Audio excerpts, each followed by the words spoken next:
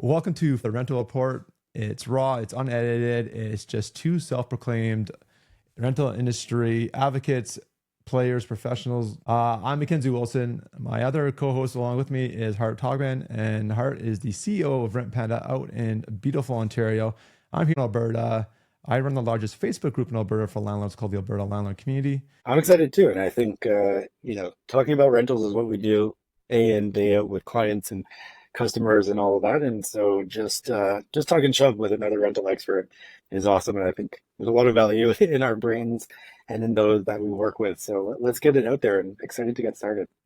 Yeah, and I always find when I have these conversations, there's so many nuances in the industry, especially with the human element of a renter or a tenant calling your property home, their home. It's there's just really a lot to it, and yeah, awesome. This is a fun, dynamic conversation. So we're kind of spitballing as we kick this off. The whole premise of the show is we're going to talk between 30 and 40 minutes once a week. It's going to go live the same day with minimal editing. It's all going to be done by AI, which maybe might be today's talking point. I don't know.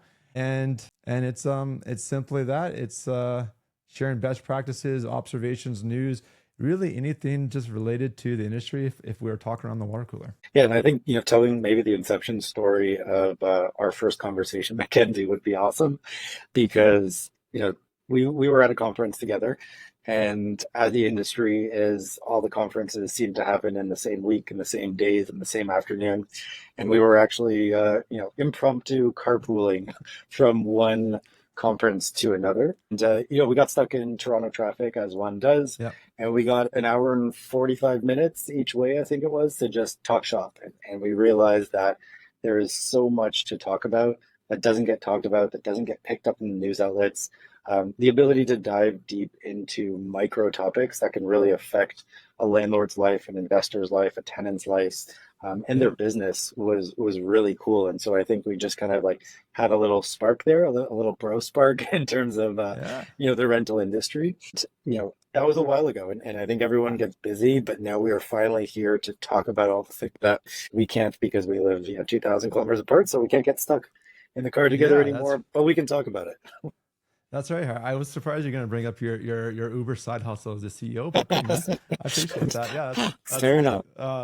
Listen, I exactly didn't I how we didn't bring up connected. who was driving who, but That's true. Okay, so Hart, you've got some cool things on. We're talking about what you're doing and what you're seeing, observations with student rentals right now in Ontario. Kind of what makes this topic really interesting is obviously our federal government came out. They threw a bunch of just kind of taking a nonpartisan look, a bunch of headlines as there's an upcoming election, and some have substance behind them that I think would have a real impact, and others are as fluffy as you can get, and they're probably going to evaporate like the next club that comes by. There's just wasn't much to them, and so the student rentals, they're talking about what was it? What was it? The comment? It was the feds were going to flatline or even reduce the number of students coming to Canada. yeah, essentially. And the crux of the issue was housing. There's not enough housing for international students coming to the province. I think anecdotally through COVID, there was a decrease in the number of international students coming to the country, obviously. The universities and colleges as businesses lost a lot of revenue because the fees for international students are much higher than local students. And as we started to come out of the pandemic, the international student applications rose. More and more people were kind of backlogs, and also the universities had the opportunity to make more money. Universities and colleges, right? So they were starting to increase the cohorts of international students coming through the door, and that made the already bad housing issue for students a lot worse. And so the number of international students started to rise because of the rise of housing costs. At the same time, we ended up in a Yeah. lot of student rental markets with students not only sharing rooms with one, two, three, four people, we actually saw instances of students sharing beds, right? So international students were coming to the country, they Like were what working. do you call it? Hot swapping bunks or whatever, like they do in the Yeah, military or hot something. hotbeds Day essentially, shift. yes. And so, it was becoming really dire. But to your point, as a policy measure, the government said, okay, to solve the housing issue, we're just going to put a cap on and then reduce the number of international student permits that got allowed and sent out. The reality was, once that headline came out, when the policy actually was introduced, there was a lot of tiny writing, bureaucratic nonsense that was put around it that didn't really do much.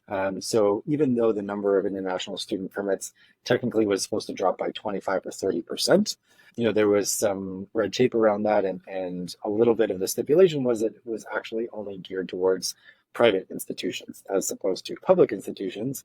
And when you actually talk to the universities and the colleges, it turns out that the number of international student permits has actually not changed at all.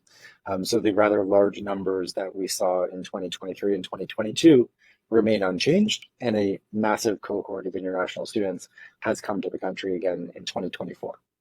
And when you see permits, that's like essentially the number of students that are able to come into the country to do study. Yeah, exactly. Like the official study permit that allows them to come to the country for 2 to 4 years to pursue a degree at an institution. Those permits were withheld or kept. And again, the news headline was that it was going to be drastically reduced, but it was only drastically reduced for a lot of Mickey Mouse colleges, essentially, right? Everyone and their mother sprang up a college. Oh, okay. So those like kind of they're in an ATCO trailer, or they're in an office building, have 3 offices kind of colleges. That's probably the ones getting affected, the private ones, but like all the big names, so like what's the big ones in your area that you guys are actively got rentals or managed rentals? So some good examples are Queens out in Kingston, or Lakehead and Confederation College in Thunder Bay, even U of T in York and Toronto, Western, University of Guelph, all of these big universities that typically bring in very large cohorts of international students. When you look at the permits issued and you talk to the student unions within those organizations, the number of international students hasn't changed. So when we think about that from a housing perspective, first off, there was a major concern with investors who were looking to or already were invested in student rentals, that all of a sudden the numbers were going to plummet, right? They're not going to be able to fill those vacancies, and they were worried about their investments. At the same time, sorry, go ahead. So like behind the headlines, like right now, it's like right now you're obviously in your car, you're not at your desk. So what are you doing right now? So right now we're out onboarding some new properties out in Kingston, actually, and a lot of these will be student rentals, and a lot of that student population will be international student rentals. But we've got personal investments up in Thunder Bay, and we are filling 7 and 9 bedroom student houses, and these are second year to fourth year students typically, or masters or graduating students, and predominantly they're international students. And so we saw the trends in international students skyrocket over the last 3 or 4 years. So personally, we've been investing in that. And for some context, we posted an ad 2 or 3 days ago for a 9 bedroom student rental, newly renovated place, all done properly. And that place rented out fully in 2 days. We probably got well over 400 to 500 messages. And when we talk to the student unions, there's 4,000 international student permits that got issued this year.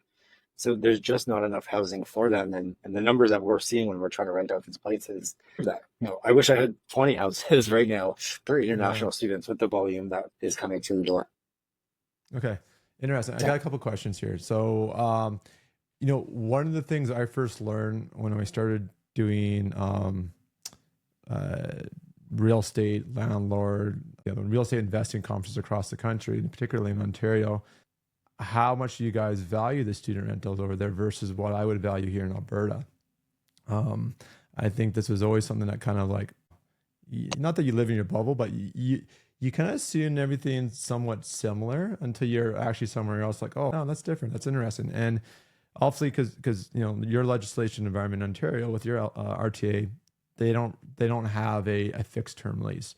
Everything is in perpetuity until either the tenant decides to end the lease and move on, or under a few very select prescribed reasons, you guys as a homeowner or the landlord can end the lease.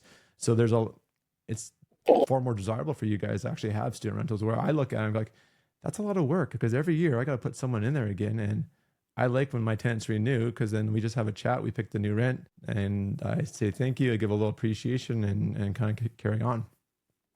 Yeah, I think that's a perfect analysis, and I often get in my Ontario bubble as well. So, talking to someone like you is great because in my mind as an investor and as the founder of Rent Panda, seeing hundreds and hundreds and thousands of landlords renting here in Ontario, the most common issue is, tenants or the fear of tenants not paying rent, causing Yeah. damage. When an investor purchases a property, if it's under rent control, which the vast majority of housing in Ontario is, their concern is oftentimes that a tenant is going to stay so long that their property is no longer going to be the investment and the positive return that they originally had hoped for and had calculated so diligently. So Yeah. we get into this mindset of even placing tenants when we're placing, young professional couples, we're looking at a tenant that wants to stay 18 to 36 months and then move on because their family is growing, they're looking to move to the suburbs, whatever it ends up being. But most landlords in Ontario don't want 5, 7, 8 year tenants because if you are rent controlled, you will never be able to keep pace with the rent increases that are coming Yeah. through. Yeah. It's also why new assets that have been built after 2018, November 15th, 2018, or newly renovated down to the studs units, newly created units. All of those are extremely desirable assets because they're not rent controlled. And so student rentals are a perfect way to guarantee that no one is really going to stay more than typically 3 years at its absolute max. And a Yeah. typical student rental is 12 to 18 months turnover. D- Is so when did that rule come into play that if it's basically a brand new unit, or you can take an existing unit but it's literally a gut job right down to the studs of the property, so it's essentially being redone, that will count as well to that unrestricted Yeah, so uh, the rent control guidelines there's a little bit of fuzziness to them in terms of the extent of the renovation, but in the legislation, it is a unit, a residential unit that is first occupied after November 15th, 2018, first occupied. is Okay.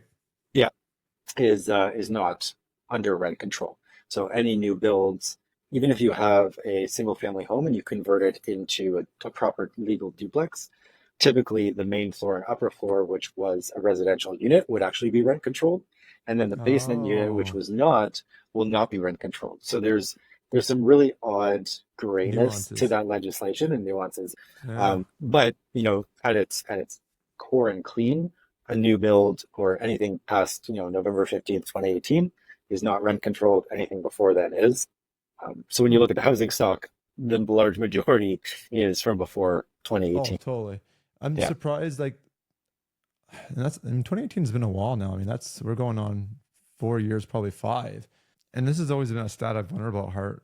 And especially when we get in such low vacancy markets, and now we're really a low vacancy market across every major city center across Canada here and you know, we're decades in the making of this housing crisis that we're in, is policy comes out. And I wonder, or I would like, I can't even find the stats. So then I know that the policymakers that are coming out with some of these policies that affect our industry probably don't have a clear picture either. Is the universe of the rental stock that's out there?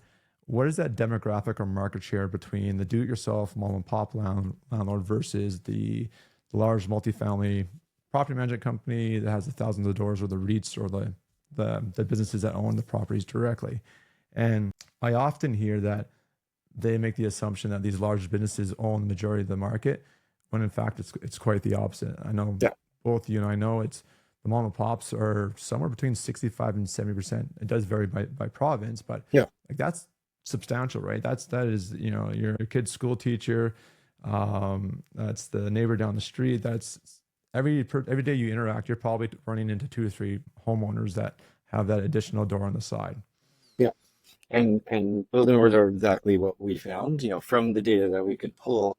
It was something along the lines of 60% of all housing in Canada is provided by small landlords as it was defined. And those are the mom and pops. And the even scarier bit is that all of the data that the policymakers are looking at is Mm. CMHC data, which is purpose-built units of four or more, which is already extremely biased towards the large urban centers, let alone the large REITs and big property management companies and purpose-built units. So And they're one run of the major so issues is the data scale. Yeah. yeah, they're run so differently too. Another thing too is when you look at that CMHC, and it's called a what is it called? Something portal, home portal? No, yeah. If you just go CMHC portal, it's a whole interactive map. You can plug in all these different data points and search and go through it. Yeah. But you're right, and they define it as a primary and a secondary market, and technically the vast majority of the market, which is what we are, is this secondary market that they don't Yeah. actually even survey because it's too difficult to do. So they don't Yep. do it. So then all of these like huge policy decisions too are being made on this primary segment, which is, out in Alberta here, one of our biggest players is Boardwalk. They, I think, on their books have 35,000 doors across 3 provinces. I know you guys got like a bunch of the other major ones in your places, and it's just it's not even an apple to apple comparison. It's not even a fruit to a vegetable. It's like, it's not, yeah, it's so different. It's like junk food to health food or something. I don't know. I Yeah. have a horrible It's like acronym it's like here. a running shoe to a car. It's a different product There you entirely go. for a different market. And yeah, I mean, I couldn't agree more. Everything at its core that relates to that product, essentially, right? That purpose-built apartment building versus the duplex or basement or room rental Mm. is completely different. The tenant profiles, the tenant segments, the landlord, the income ranges, it's a completely different beast. Mhm. And so, when that trickles down to something like student rentals, it becomes really scary to look at the policymakers limiting the number of international students coming into town, but then at the same time, putting strict regulations on the ability to build, purpose-built student rentals. If you look at the Oh, zoning laws within most tier two cities, which every university aside from, those in Toronto and Vancouver and Montreal are in quote unquote tier two cities, and Calgary probably too, but the government may define Calgary as tier two in relation to population. what All of is the that. tiers? Like, I'm not super familiar with that part. I mean, every province is a little bit different, but essentially it's population size, and I don't have the numbers off the top of my head. Yeah. But Next typically time. when they look at, yeah, tier one cities, it's going to be like Toronto, Montreal, Vancouver, probably Calgary at Okay. this point. And yeah, I wonder if like population size of over a million or 1.5 million now, but the numbers vary. But ultimately, if you look at university towns, the vast majority of universities and colleges aren't within those large urban centers. They're in the smaller populations. And so if you look at Hmm. trying to build a purpose-built student rental or, a small off-campus housing facility, it's just not possible. Like the zoning bylaws do not allow it in the large majority of the town. And especially they don't allow it where students actually want to live.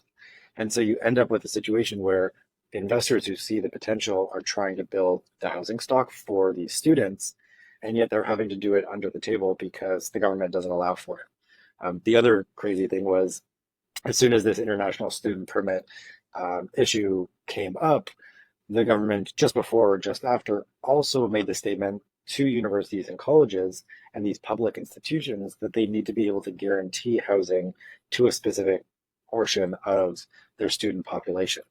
So the government has said, we're going to limit the number of permits, and universities and colleges, it's on you to ensure that you're only allowing enough people through the door of your institution that can be housed, but they're not building the back end solution to the housing. Or the housing Hmm. crisis. And so, as a company, we've worked with Lakehead University and Confederation College, their student unions, to try and figure out solutions on the housing stock because we have access to the mom and pop investors. And these mom and pop investors, sometimes they're 40, 50, 100 unit portfolios, where people have the resources to build proper student housing. But there's just so much red tape around being able to do it within these municipalities. That's The interesting. issues kind of cycle through, but as a small investor, it's a lucrative opportunity that solves a problem, but there's a lot of bureaucratic red tape involved. Yeah. Yeah. And like, I guess the other thing too, I think about student rentals, like here in Alberta, they're just not as popular. But I think because I don't know if we just don't have as much post secondary Yeah. in a per capita basis. Like I find like it's just such a different. It's very unique to you guys in Ontario how you guys look and approach at it. And I know, I mean, you're talking about some of the smaller centers where your examples are coming from, but I know when I was in Toronto, there's like there's U of T, Ryerson, there's like 3 or 4 universities all within like a 25 to 30-minute walk of each other. Yeah. And which is a really, like, that doesn't even exist here in Calgary because we've got like U of C is in the northwest part of Calgary along our C train line or our transit. Then Mount Royal, which was a technical college, is now got a university designation in the last like 7 years. That's in the south end of the city. I went to SAIT, so Technical Institute. That's kind of close to SAIT, but not really. I guess no, definitely not walking like that example. But it would be like a 7-minute train ride. Yeah. So yeah, we don't have those kind of the way you guys are set up in Ontario with the population densities. And I think if you just look at the immigration patterns, that kind of is the alluding to measure of where students are going, just like where the population is going. And so, to your point, the density of institutions in Ontario is much greater, obviously centered around the GTA. You're also getting institutions that are outside of the GTA starting to open up campuses within the GTA, or like Innisfil or Barrie or Aurelia. So they're opening up satellite Like campuses, yeah. Because the population growth kind of can't sustain it within certain municipalities. But ultimately, if you look at the immigration patterns coming to Canada, if it is whatever the number is these days, 60, 65, 70% of people are going to Ontario, and then a certain percentage of that are going to the GTA. The student populations are exactly the same, maybe even worse, just because of the density of the institutions. Yeah. And what we find really exciting, though, is that in some of these municipalities, and it's usually the much smaller ones, the tier 3 cities, you actually get some push from councillors and the municipality in general to actually create some of this housing and to change the bylaws and to push the institutions harder to create this housing. And so there are some opportunities, especially with Bill 23 and the densification of lots. There are some opportunities that are starting to pop up in cities like Peterborough or Aurelia is a great example, or even like Cambridge, where there's starting to become the supply coming on the market. Or Welland is another great example with Niagara College down there, where municipalities can push and create the change that is needed. It's much, much harder in the GTA and big centers like Toronto, but there is opportunity, and I think it requires a change of conversation, which is why I hope everyone listens to this for non-selfish reasons. But if the conversation shifts and we can really start to advocate for the landlords who want to invest in it, but it doesn't make financial sense without the cooperation of the municipality and the institutions. Yeah. We all need to work together, and I think part of that change comes from starting the conversation. Yeah. Well, and this is something I've given a lot of thought to. Is kind of you've kind of started alluding to it, Hart, where how if we look at the rental industry in a whole, and we've got 3 levels of government: federal, provincial, and your local municipalities, and what role they all play in this rental housing environment or ecosystem, and maybe help me expand upon this. But here's how I've always tried to picture and explain it to someone who's kind of maybe not super aware of it or new to the industry.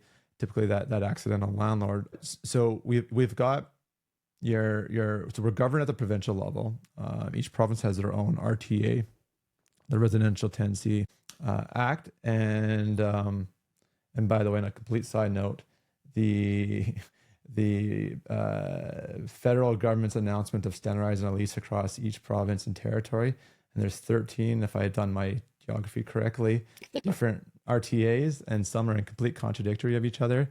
That's also a jurisdictional right of the province, not the feds. Anyways, I digress. That's again one of those vote grabbing titles as opposed to meaningful change in a policy. But we're governed at the provincial level, and what the legislation, if it's good, The legislation should be, when you've got your two stakeholders, which you've got homeowners and landlords on one side, renters and tenants on the other. Good legislation will balance the rights and responsibilities and the needs of both of these stakeholders evenly.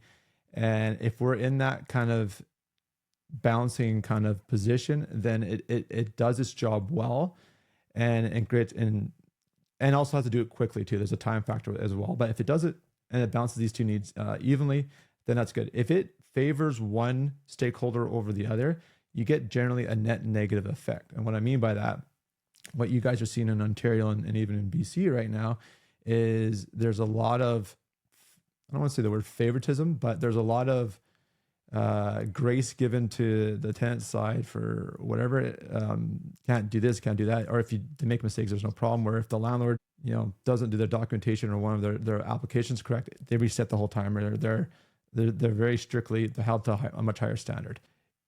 And I think because of that fear and that unbalance in the way the law is applied, you get a lot of people saying, you know what, this risk isn't worth it for anymore, I'm out. And I would love to know over the last decade or 15 years in Ontario, what the drop off of mom and pop landlords that were in the market that are no longer in the market because of the legislation. And the legislation should allow people to transact quickly. And I would equate to like drinking a Slurpee from a Slurpee straw, which I would say what Alberta's like. It's very well balanced. Even you can move quickly through the system. We can get disputes from the day they filed to the day they're heard done in the same month, typically 2 to 3 weeks.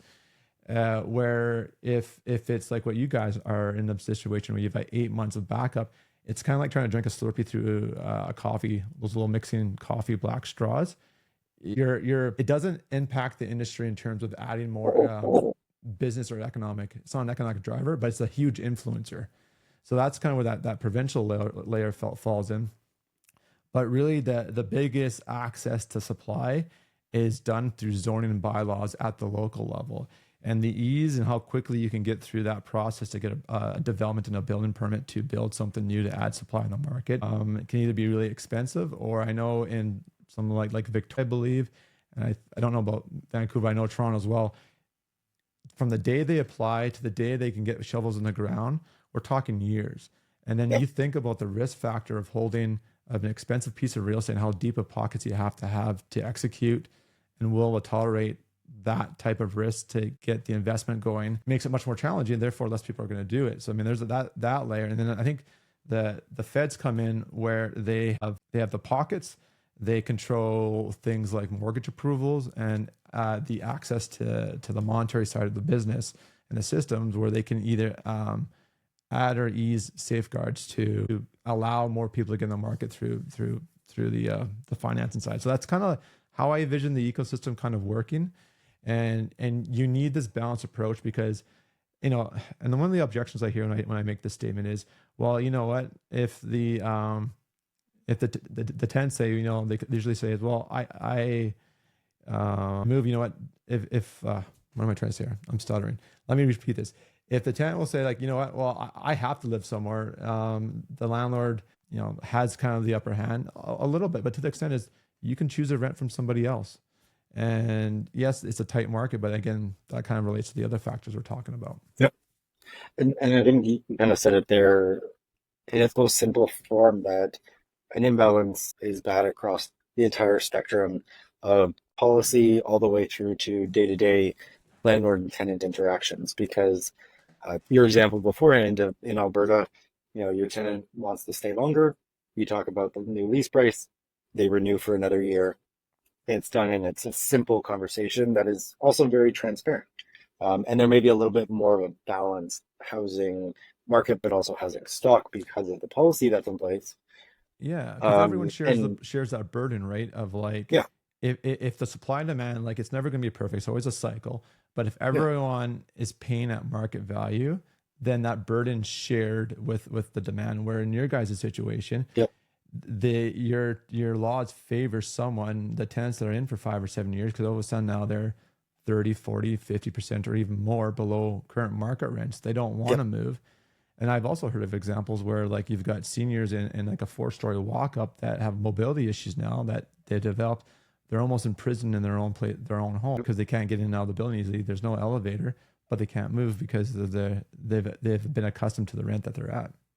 Yeah, and I think, at the both micro and macro level, you hear landlords all the time who have, small portfolios, 4 or 5 units, and they have one tenant who's been in one of their basement units for 12 years. And so when they renovate the upper unit, they're trying to jack rents up to as much as humanly possible and maybe taking less than favorable tenants because of that desperation to get such high rents to offset that other unit. And so when you look at it at a portfolio level, a Mm. single investor is trying to do that. And when you look at it at an entire, community of landlords, that's also happening. And so as rents start to push up and you put up a property for 2,800 for that 1 bedroom, and I'm putting up my property, which is a 1 bedroom, I go, well, MacKenzie can get it. Maybe I'm going to push for 2,850. And that cycle just continues and creates more of the imbalance, which creates more of the issue. And ultimately, I don't think that there's a Yeah. single solution. I think that there has to be a massive unified solution. The densification changes that are happening in some of these cities is great. But to your point about the building lead times, yeah, Bill 23 is good, and having, 4 units in Toronto as of right is great. But if it doesn't make Mhm. sense financially to build the 4 units as of right, it doesn't matter. And we were down in the States and talking to investors within our network, and they had the funds to build 60 to 100 unit purpose built apartments, and they were like, hey, can you help us get this done in Toronto? And I'm like, sure, but it's going to be 4 to 6 years before you put a shovel in the ground. And they're like, well, Yeah, it's screw it, wild. I can build 4 buildings in Florida in that same time. And so Yeah. it's pushing investment elsewhere, and we saw these trends right through COVID. Ontario investors came out to Alberta and started to invest, or they went out east and they started to invest. Now the Yeah. trends are down to Ohio and down to Florida. Those trends are going to ebb and flow, and I think money will come back to the province. But it is very, very hard to push development, to be a landlord and to be a tenant here in Ontario right now. Yeah. And it's not good for both, right? Like it's yeah, not good. Yeah, But yeah, one thing you brought up, or I'm just kind of curious, like just for my own personal kind of learning here, is so you mentioned you guys got a ton and ton of inquiries on your rentals. You had to rent it out in like two 72 days. hours or 48 hours. Yeah, two Yeah. days, super quick. So just tell me about your screen product. Like, how did you guys like? What was the flow there? Was it like an email, a form they filled out? Like, how did you process that many inquiries? And how did you get to doing the viewings? Was it more of an open house style? Like, how did you guys handle such a high demand? Because I'm Yeah, curious. I mean, we will definitely be talking about tenant screening in future episodes and diving into each little element. But we specifically built housing for international students, and Okay. we build avatars every time we really push out any asset. And for us, it was actually East Indian international students was our perfect avatar, right? And we were launching at the end of May, early June. And so we knew that it was going to be people coming in for the summer who are likely working the summer or in a summer student program and then starting up again in September. And so with Hmm. international students and specifically East Indian international students, we knew that there was going to be a flood of inquiries. We didn't know how fast it was going to be. And so we essentially staffed up. We made sure that those Facebook listings, the Rent Panda listings, the Kijiji listings, all of the marketplaces were manned almost 24/7. So speed of reply was really important. We Oh, hooked people in and we asked them a few basic questions. We made sure that they understood the property. And then we typically send a request for a showing, or have them book a showing time, and at the same time process an application. And so if someone doesn't complete that application, then we're not going to go forward with the showing. Depends on the traffic to the property, but for this, we had as many tenants as we could possibly get through the door. And we didn't do open house style, but we typically schedule people in for 5 to 10 minute increments, and we oh, just I do like them that. back to back. We've done open houses before. It doesn't hook people. They feel like, oh, it's an open house, I'll show up. They all either show up in the last 10 minutes of the open house or they don't show up at Yeah. all. Yeah. But Yeah. when people have a calendar invite with automatic notifications, with instructions on where to go and who to call when you arrive, and they have a Yeah. time slot, they feel more compelled to show up. There's an obligation And factor. Yeah. yeah, for sure. And then, we also have a list of who showed up. We take notes and qualitative, data collection on site during the showings. And then afterwards, then we process all of our formalized checks, our credit checks, our background checks, our income verification, Canley and open room checks, all of our screening, which again, we'll talk about it another time. Yeah. But all of that happens after the formalized application is done and the showing is done. And for international students, it's rather simple. So, credit doesn't really matter unless they're more mature students. We're really looking to make sure they've got GIC money in an account and money, and their $720 a month typically is coming out of that GIC paid to them. That they've got some parent support. If they've got guarantors in the country, then that's great, but most don't. So a guarantor is kind of useless. Most, again, East Indian international students that we've built housing for are going to be having side jobs. So they're going to be driving Uber or doing DoorDash or working at Tim Hortons, Subway, McDonald's, Walmart, like the big employers. So they've got a job lined up or they've started that job. And so they're actually making some money. They've got GIC funds coming through, and they'll articulate that they've got parent support. And the really great thing is that that they're paying 4 times what a local student is. And so we know that they have parent support or else they wouldn't be able to afford school. And we know that their parents are probably going to kill them if they get kicked out of housing for non-payment of rent. And that jeopardizes, their path to PR or their scholarship at the university.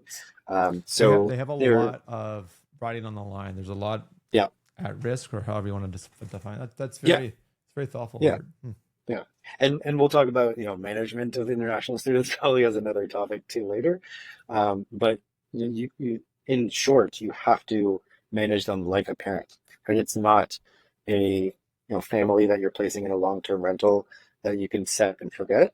It is much, much more active management, almost like parenting kids in a rental. You're running like rooming houses, right? That's a whole different strategy than just putting a single family in a single rental unit.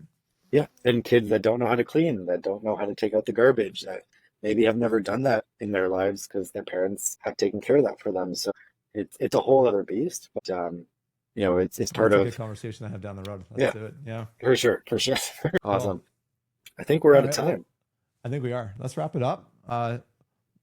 Thanks for listening to us. If you made it this far in the show, we can take feedback whichever way. Both Hart and I are on LinkedIn. We're pretty out there in the media these days. Yeah, Instagram. If you like it, reach out to us, ask questions. We'll probably take your thoughts in the show next time. And I have like 5 or 6 questions I want to hit at you, Hart, that we'll have to save for the next show. But a little bit about the AI, your tenant avatar. I'm really intrigued about getting into the details on that. And this is great. I appreciate it.